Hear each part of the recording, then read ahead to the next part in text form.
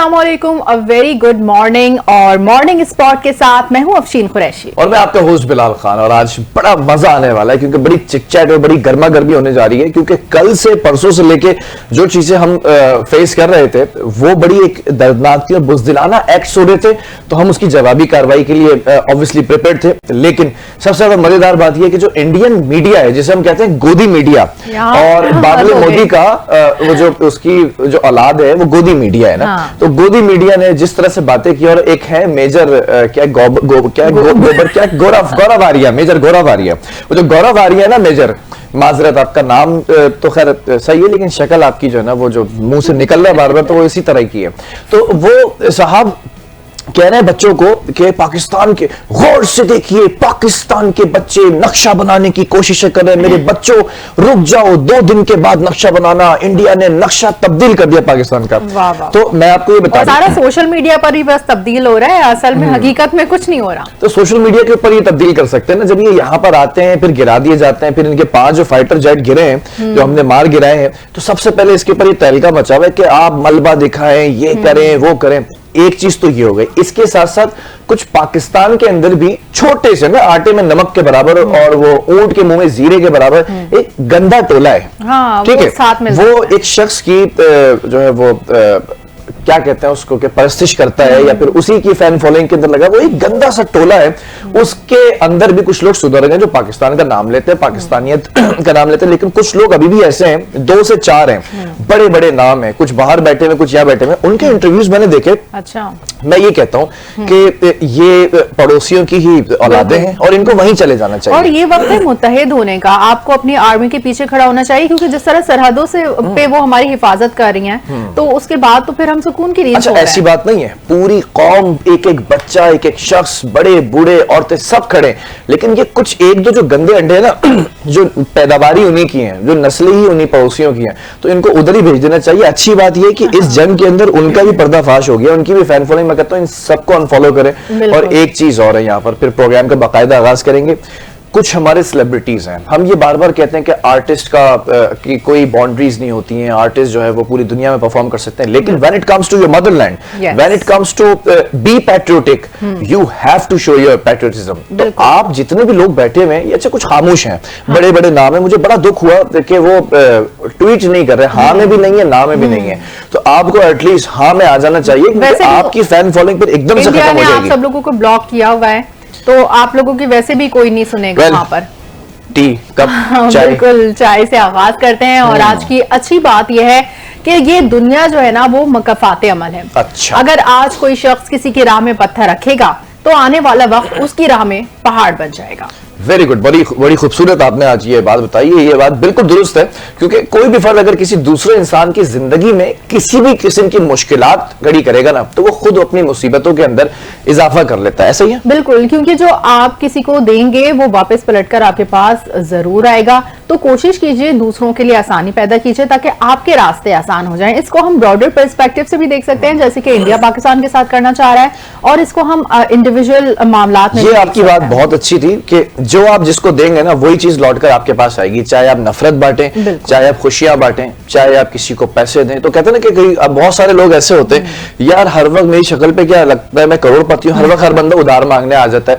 अगर कोई किसी परेशानी में उधार मांगने आया भी और आपने दे दिया है, तो आपके पास इंशाल्लाह चीजें आसान हो जाएंगी। लेकिन अगर आप सिर्फ नफरतें बांटेंगे, इनसिक्योरिटीज बांटेंगे, और अगर आप चालाकियां करेंगे, रास्ते दूसरों के रोकेंगे, जैसे होता है कॉमनली हर ऑर्गेनाइजेशन के अंदर, हर डिपार्टमेंट के अंदर हम देखते हैं कि वो लेग पुलिंग होती है, टांग खींची जाती है, और फिर उसके साथ साथ लोगों के लिए रोड़े अटकाए जाते हैं ना, बिल्कुल बैरियर्स लगाए जाते हैं। तो वो एक मैनेजमेंट चेंज होती है, वो पानी के बुलबुले में होते हैं वो लोग, उनको बेसिकली वेट लिफ्टर कह लें आप, बूट लिकर्स कह लें आप, इनकी अपनी कोई काबिलियत होती नहीं है। ऐसा हुआ कभी आपके साथ? हैं, बिल्कुल, कुछ लोग होते हैं चापलूस। देखिए, सिंपल लॉ ऑफ अट्रैक्शन है, आप जैसा करेंगे वैसा भरेंगे, आप जिस तरह सोचेंगे उसी तरह से होता चला जाएगा। तो आप पॉजिटिव सोच रखें ताकि हर काम अच्छा हो। अच्छा, इसी चीज पे मुझे एक बात याद है कि एक बच्चे से बोला कि ये तुम क्या हर वक्त अफसरदगी की बातें करते हो, तुम जिसके बारे में सोचोगे वैसे हो जाओगे, तो अगले दिन वो होता है Bill Gates Bill Gates Bill Gates Bill Gates.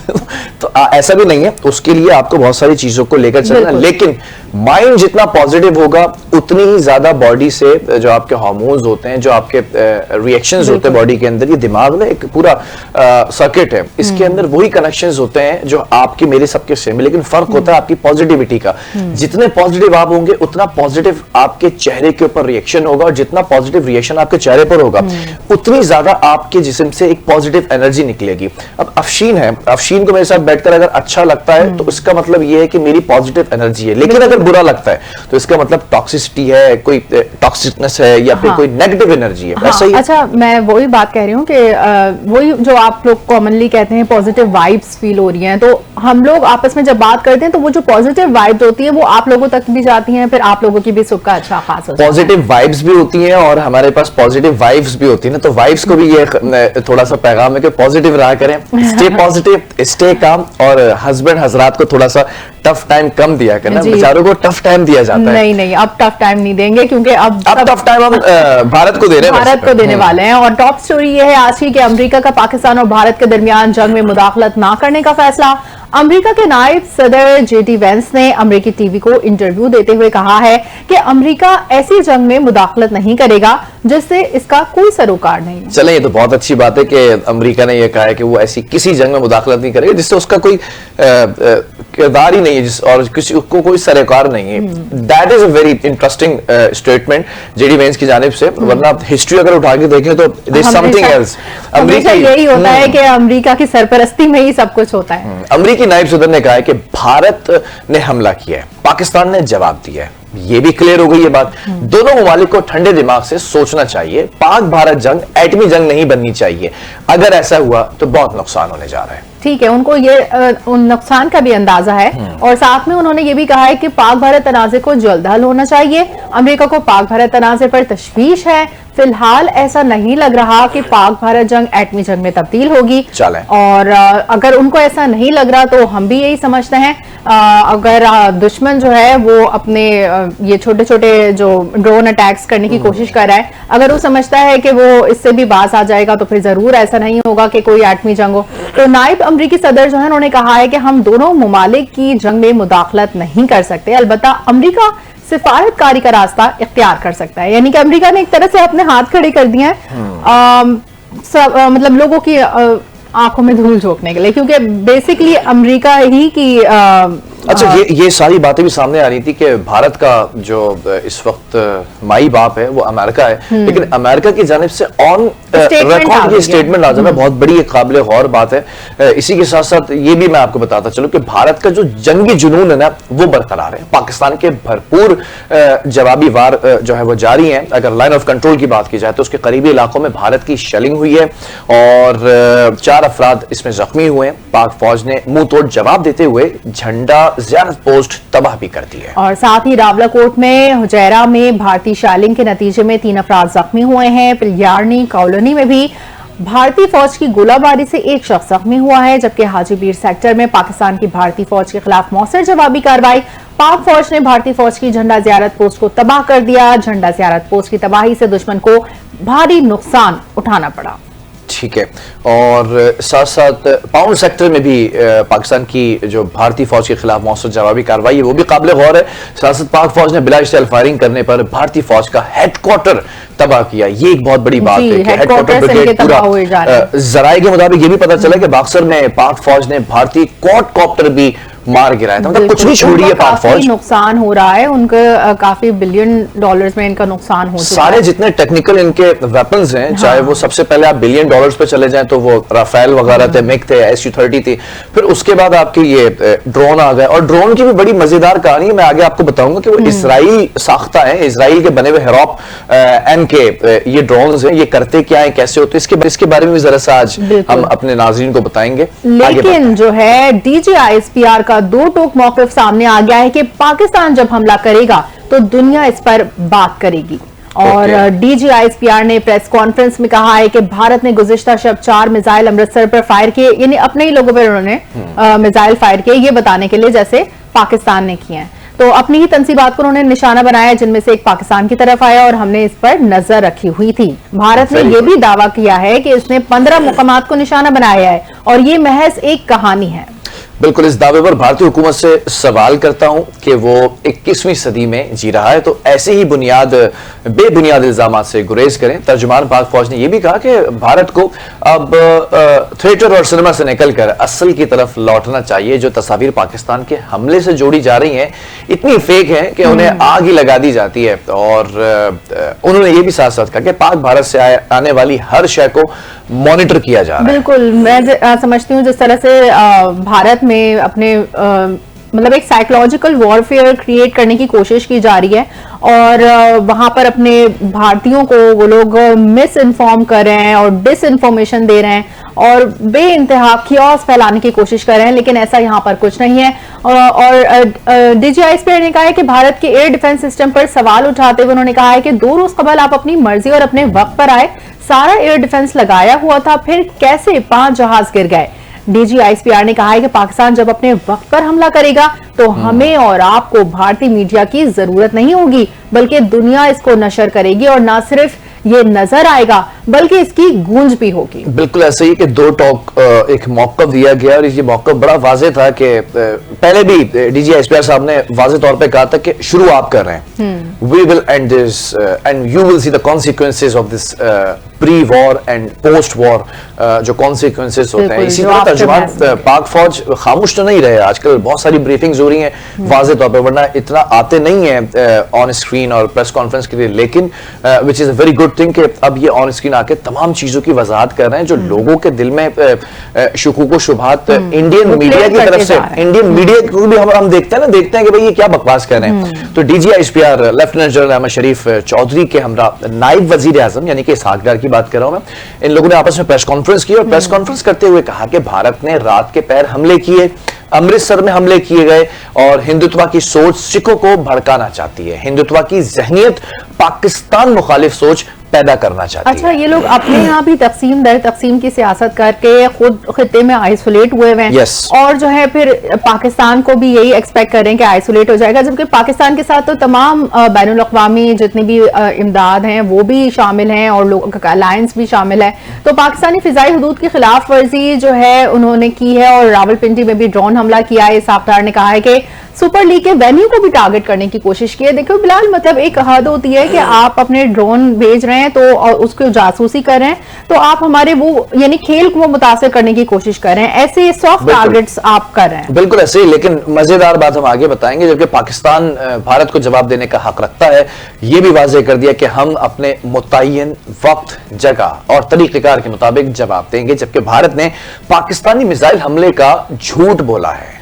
और इस्लामाबाद से कराची तक 2 दर्जन जगहों पर हमले किए हैं। नायब वजीर आजम ने कहा है कि हमारी फौज ने 80 भारतीय तैयारों का मुकाबला किया और भारत ने शहरी आबादी को निशाना बनाया। मैं तो कहती हूँ 80 के 80 उनके जहाज जो है ना वो तबाह कर देते, बजाय इसके कि सिर्फ 5 किए हैं। तो हमारी अफवाज और तमाम इदारे मुकम्मल तौर पर अलर्ट थे। भारत ने एकतरफा तौर पर सिंतास मुआहिदा मुअत्तल किया। हमने भारत के तमाम इक़दाम का मुंह तोड़ जवाब दिया है। बिल्कुल ऐसा ही है। ये जो प्रेस कॉन्फ्रेंस थी आप स्क्रीन पर भी देख रहे हैं, फुटेज आ रही होगी। एक तरफ DGISPR बैठे हुए हैं, दूसरी तरफ नायब वजीर आजम बैठे हुए हैं और प्रेस कॉन्फ्रेंस जो की गई है इसके अंदर बड़ी वजाहत की गई, इंटरनेशनल कम्युनिटी इसको मॉनिटर कर रही है, जबकि भारत के जो ओछे हथकंडे हैं उस पर भरपूर जवाबी कार्रवाइयां जारी रखने का फैसला किया गया। पाकिस्तान में मुख्तलिफ मकामात पर भारतीय ड्रोन हमलों के बाद वजीर आजम हाउस में अहम इजलास भी हुआ है। वजीर आजम शहबाज शरीफ की जेर सदारत इजलास में वज़रा और सिक्योरिटी हुकाम ने शिरकत भी की है और बिल्कुल इसमें यही कहा गया है कि पूरी कौम पाक फौज के साथ शाना बशाना खड़ी है। हमें अपनी पाक फौज पर फख्र है और हम हर हालात के लिए तैयार हैं। बिल्कुल ऐसे ही, इस पर भी बात करते रहेंगे और हमें कुछ मेहमान भी हमें ज्वाइन कर चुके हैं, उनकी तरफ भी बढ़ेंगे और फिर अगली स्टोरीज को भी आपको शामिल यहाँ पर करके दिखाएंगे कि हो क्या रहा है। हमारी सीनियर तज्जियाकार हैं और टीवी एंकर हैं रेहाम खान साहिब, आप हमें ज्वाइन कर चुके हैं। अस्सलाम वालेकुम, very good morning. Very good morning Reham Khan. वालेकुम सलाम, very good morning to you. आप बखैर आफियत हैं, खैरियत से? आपकी आवाज, आपकी एनर्जी माशाल्लाह से बड़ी अच्छी लग रही है, जो पाकिस्तानी आवाम को अट्रैक्ट करती है। Thank you so much, that's very kind of you. Rehan साहब, मैं जरा जानना चाहूंगा इस वक्त पाकिस्तान और इंडिया के अंदर जो कशीदगी है और पाकिस्तान की भरपूर जवाबी कार्रवाई है और इंडिया की तरफ से एक बुजदिलाना एक्ट है, फिर ओछे हथकंडे हैं, फिर उनका जो गोदी मीडिया है वो जिस तरह से चीजों को पोर्ट्रे कर रहा है, आप इस वक्त इंटरनेशनल कम्युनिटी को मॉनिटर कर रही हैं, उनके साथ रवाबित में भी हैं, how do you see this all this thing?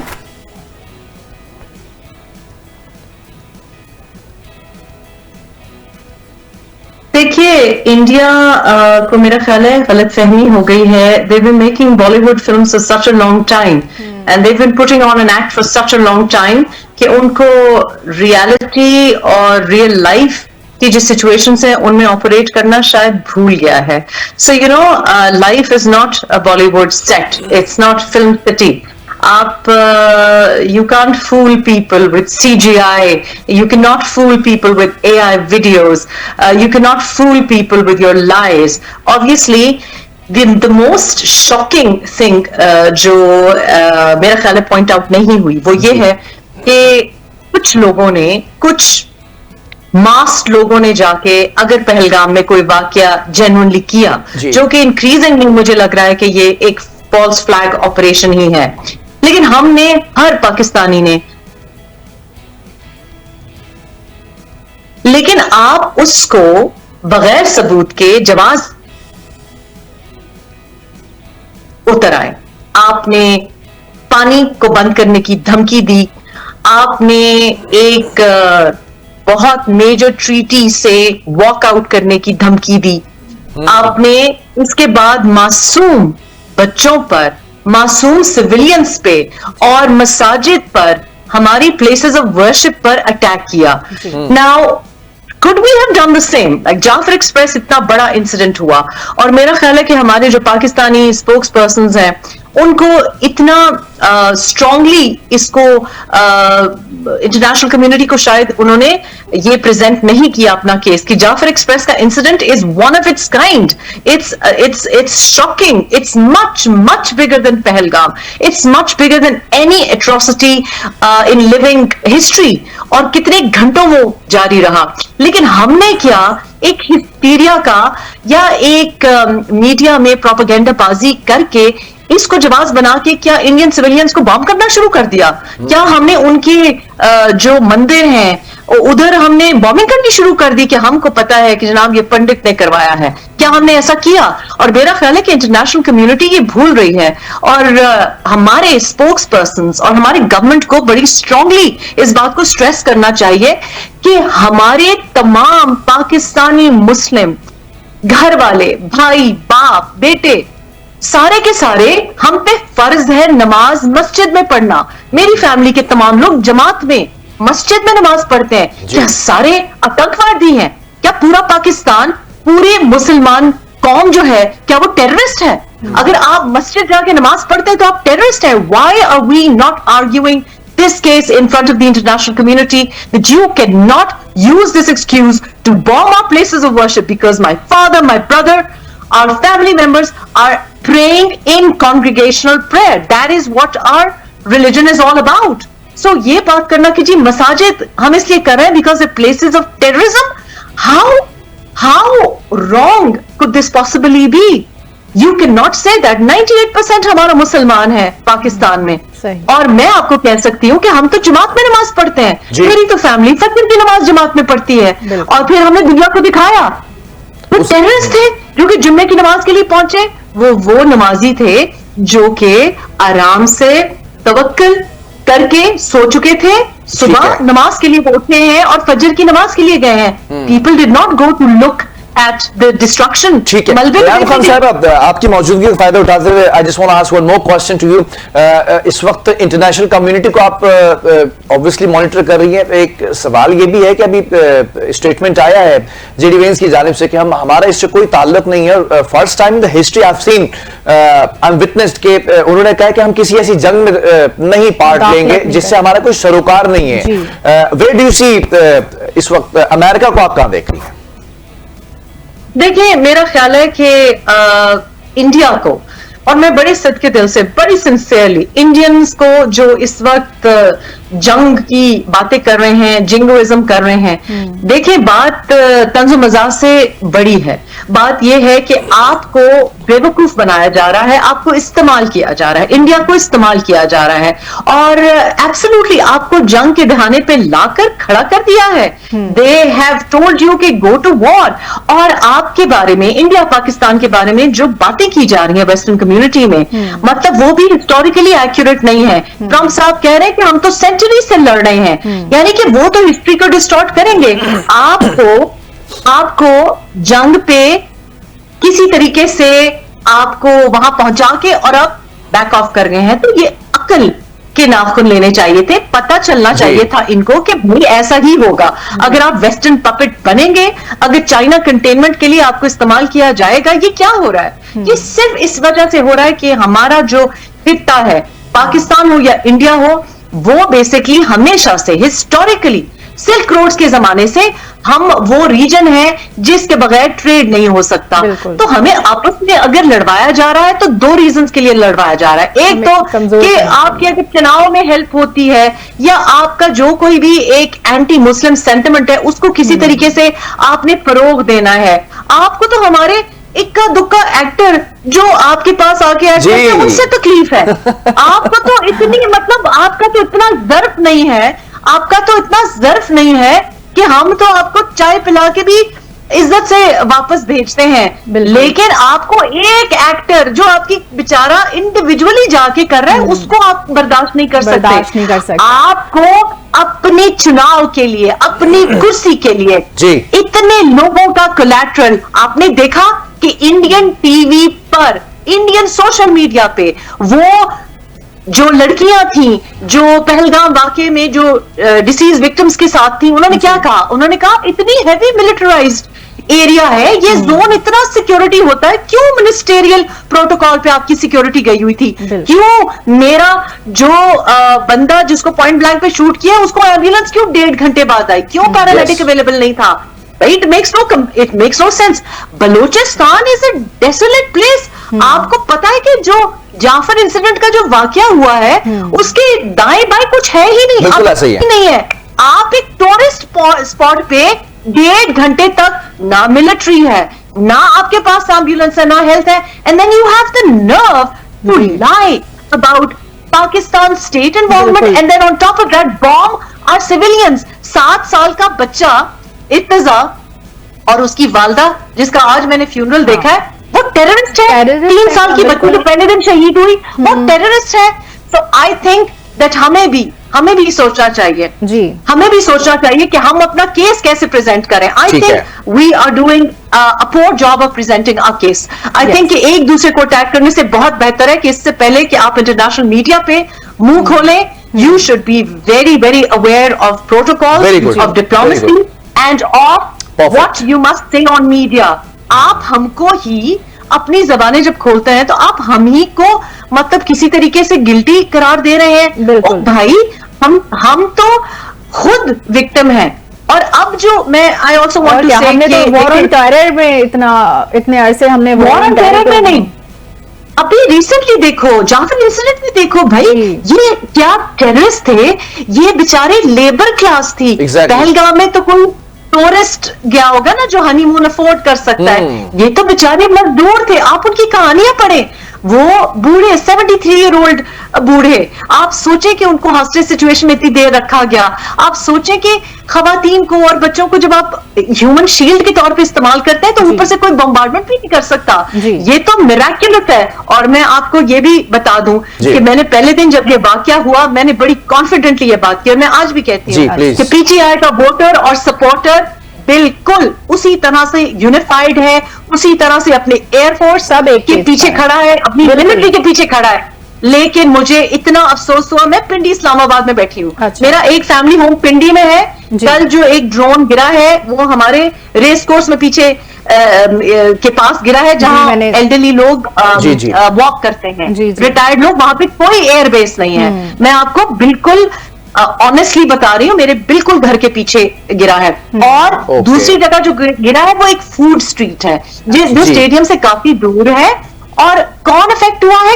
कोई एयरबेस वहां नहीं है, मरी रोड पे कोई एयरबेस नहीं Civilians हैं। है। मरी रोड पे आपके केन के फर्नीचर की दुकानें हैं, Yes. ढाबे हैं, लोगों के कुछ नहीं है वहां पे। और मुझे झूठ बोलने की जरूरत नहीं है, क्योंकि अगर ऐसा हुआ होता तो you would see how I would crack down on our security agencies and our government and our forces. But what I want to say is कि मुझे कल इतना अफसोस हुआ कि कोई पता नहीं किस एजेंडे पे है, कहां से इनको डॉलर आ रहे हैं। आप पाकिस्तानी कैसे हो सकते हैं? क्या वीडियो बना के और आप कह रहे हैं कि जी स्टेडियम उड़ गया है, आप कह रहे हैं जी ये हो गया है, वो हो गया है। शर्म आनी चाहिए। I do not want to name names. Reham साहब बहुत अच्छा आपने इस मैसेज को जो है वो बड़े स्मार्टली जो है वो पहुंचा दिया जिन लोगों तक पहुंचना था। I just want to ask one more question about this कि कुछ एक टोला है, उस टोले के अंदर कुछ एक दो गंदे अंडे हैं, वो गंदे अंडे अपने YouTube चैनल्स के ऊपर या अपनी तकरीरों के अंदर या वो इंडियन मीडिया के ऊपर भी बैठकर बात कर रहे हैं और शेम ऑन देम कि इस तरह से बात कर रहे हैं जैसे कि वो पड़ोसी मुल्क की ही औलाद है। उनके बारे में क्या कहेंगे? यही मैं आपसे कह रही हूं, क्योंकि मुझे अफसोस हुआ। पहले दिन आई वॉज प्रिटी कॉन्फिडेंट कि कोई पाकिस्तानी जो भी उसके पर्सनल सियासी अजाइम हो, इतना कैसे हो सकता है। हम कहते हैं आप एक पार्टी से दूसरे पार्टी जाते हैं, हम देखते हैं कि आप कभी एक बयानिया कभी दूसरे बयानिया, इतना कोई लोटा हो सकता है, इतना कोई बेगैरत हो सकता है। ये बेगैरती है, ये परफेक्ट।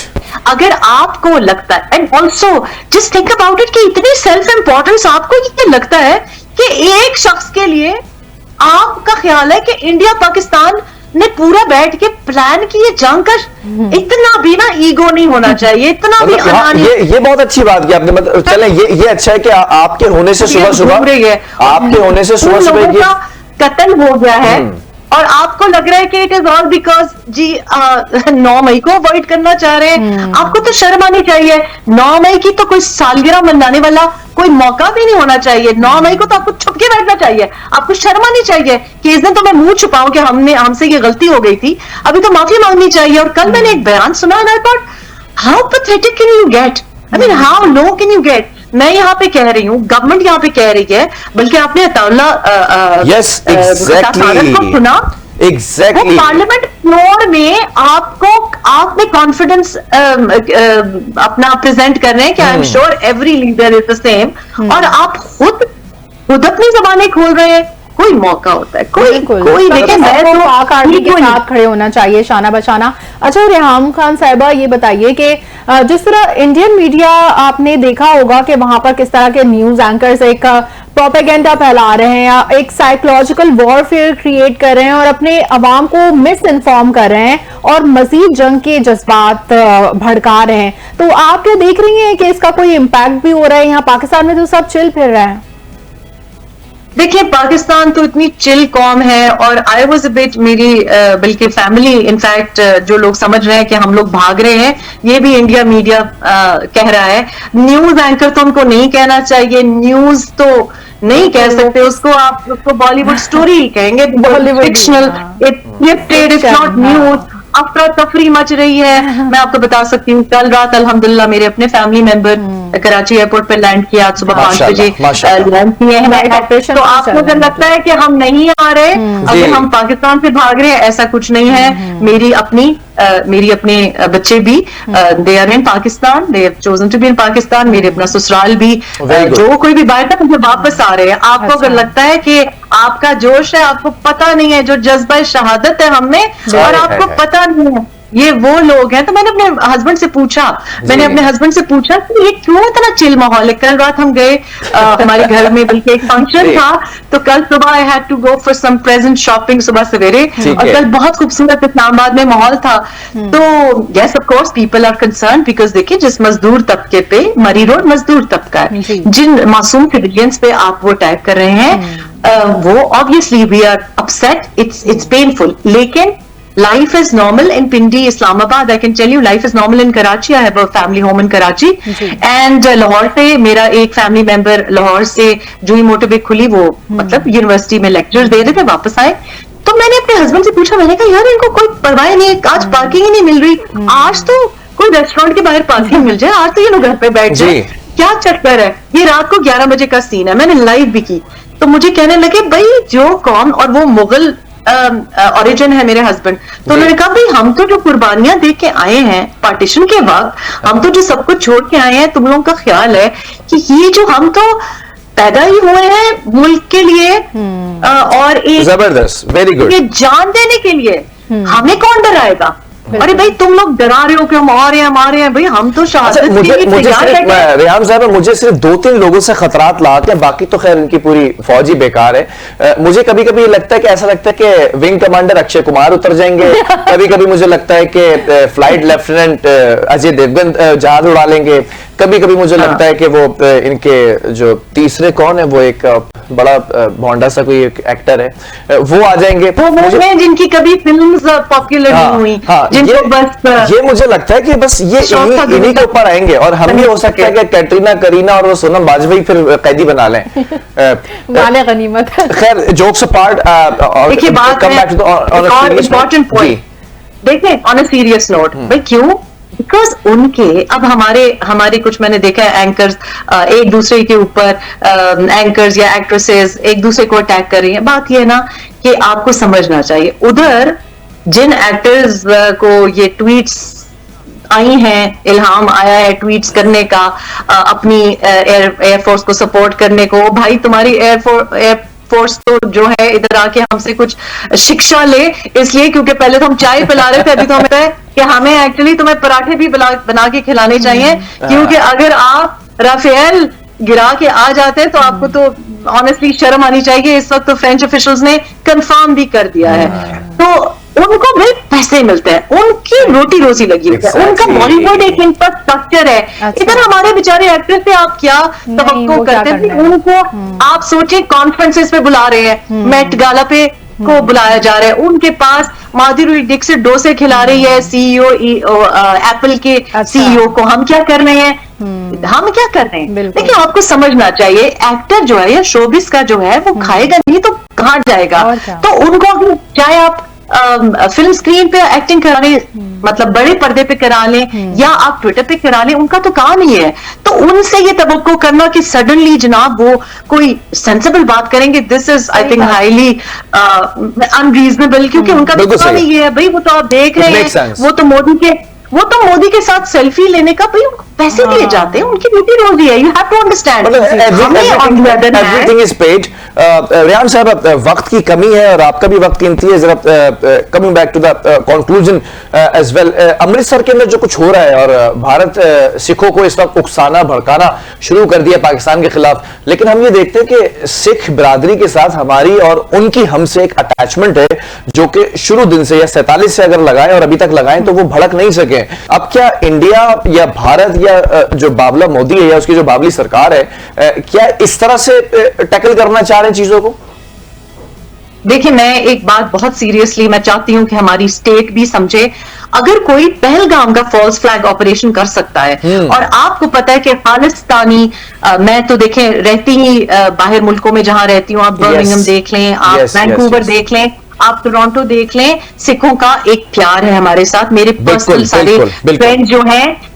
तो मुझे लगता है कि the state has to be very careful. I think हमारे फॉरेन ऑफिस को और हमारी स्टेट को, अब तो नेशनल सिक्योरिटी एडवाइजर भी हमारे DGIS आए हैं, एक बड़ी क्लियर स्टेटमेंट देनी चाहिए कि हम अमृतसर को खास तौर पे गोल्डन टेम्पल जैसे ऐसे मकामात जो कि हम भी जिनको समझते हैं कि सिखों के लिए बहुत वैल्यूबल और मतलब एक हिस्टोरिकल, एक उनके लिए रेफरेंस का मकाम है, ऐसा ना हो। आप कह रहे हैं बाबली सरकार, इतनी बाबली भी नहीं है, उनको समझ है कि किस तरीके से मैनिपुलेट करना है। I think we should give a statement कि हम किसी सिख जो भी उनके जो होली साइट्स हैं, उनके लिए जो इंपॉर्टेंट चीजें हैं, हम सोच ही नहीं सकते। हम तो जब वो आते हैं हम कहते हैं जी आयानू, ऐसे हम सोच ही नहीं सकते आज तक गोल्डन टेम्पल पर हमला नहीं किया। तो ये बात मेरी, प्लीज ये बात मैं चाहती हूँ लोग समझें, और जो इंडियन सुन रहे हैं, ऐसा मुमकिन ही नहीं है। हमारा जो प्यार है उनके साथ, हमारा जो मोहब्बत है, ऐसा सोच ही हम नहीं सकते। लेकिन मोदी सरकार से आप एक्सपेक्ट कर सकते हैं कि किसी बहाने कोई फॉल्स फ्लैग ऑपरेशन करके हम पे डाल दें। झूठों का हम बारों पहले लगा रहे। We should not risk it. I think we should stay well away from Amritsar. We should stay well away from all those areas जहां जेन्युइन हमारे लिए मोहब्बत है, प्यार है, और उनका इससे लेना देना भी नहीं है। बिल्कुल उनका नहीं है, उनकी लेना देना। बदकिस्मती है कि एक इंडियन फ्लैग के अंडर में उनकी मजबूरी है, वो भी देखते हैं कब चले तक। ये मजबूरी भी ज्यादा देर तक नहीं रहेगी, नक्शा क्या पता हम ही तब्दील कर दें। बहरहाल बहुत शुक्रिया, thank you so much for your precious time, और उम्मीद करते हैं कि जब आप कराची आए तो हेडक्वार्टर हमारे भी जो है वो मॉर्निंग शो बिल्कुल, और बहुत अच्छा लगा बैठ के हम गुफ्तगू करें। You have made our day, खूबसूरत चेहरा देखकर और आपके इतने अच्छे व्यूज जानकर बहुत खुशी हुई। चल थैंक यू। Thank you. इसी के साथ जो है वो Thank कुछ you. टॉप स्टोरीज थी और जो डिस्कशन हो रहा था इस वक्त हम ये देखें कि वो लोग हैं जिनको बड़ा क्रिटिसाइज किया गया, लेकिन still they are sitting in Pakistan, और पाकिस्तान में बैठकर पाकिस्तान को सपोर्ट करना, तो मैं ये समझता हूँ ये उस से 1000 गुना ज्यादा बेहतर है कि जब पाकिस्तान की बात आती है तो सिर्फ एक पाकिस्तानियत निकलती है, एक पाकिस्तानी जागता है, एक पाकिस्तानी बोलता है, फिर कोई दूसरी बात नहीं होती। बिल्कुल, हमने अभी सुबह वही डिस्कस किया था ना कि positive vibes attract positive vibes, तो जिस तरह की इनकी पॉजिटिव वाइब थी और जो पॉजिटिव व्यूज थे उसकी वजह से जो है वो आज तक हमारे पास मौजूद हैं और हमारे नाज़रीन तक के अपने व्यूज पहुंचा रहे हैं। और एक छोटे से कमर्शियल ब्रेक की तरफ जा रहे हैं, और ब्रेक के बाद जब वापस आएंगे तो एक इंपॉर्टेंट टॉपिक के ऊपर बात करेंगे, और इंपॉर्टेंट टॉपिक में जरा सा आपको एक लाइन में बता के चले ताकि क्यूरियोसिटी रहे ना, ताकि चले। ये जो डंपर के हादसात हैं, ये जो इस वक्त ट्रैफिक हादसात हैं, और ये प्यारी प्यारी मासूम सी जानों का ज़िया होता है, इनसे कैसे बचा जा सकता है? तो हमारे साथ ब्रेक के बाद एक ऐसी शख्सियत, एक ऐसे गेस्ट मौजूद होंगे जिनकी सीट ही इसलिए बनाई गई है कि उन चीजों को मॉनिटर करें। ये आपके लिए बहुत इंपॉर्टेंट होगा, आप देखिए और स्टे विद अस।